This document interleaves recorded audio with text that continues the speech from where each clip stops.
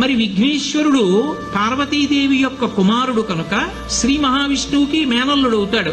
మేనమామల ముద్దు మేలైన ముద్దు. ఓసారి ఎందుకో వైకుంఠానికి తీసుకెళ్లాడు, మేనల్లుడు కదూ సంతోషంగా తీసుకెళ్లి అక్కడ సుదర్శన చక్రం పెట్టుకున్నాడు.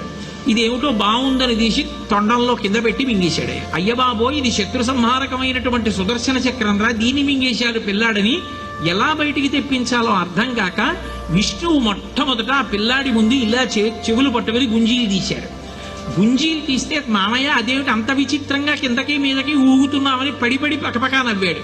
ఆ నవ్వడంలో పొలమారి లోపల ఉన్న సుదర్శన చక్రాన్ని పైకి కక్కాడు.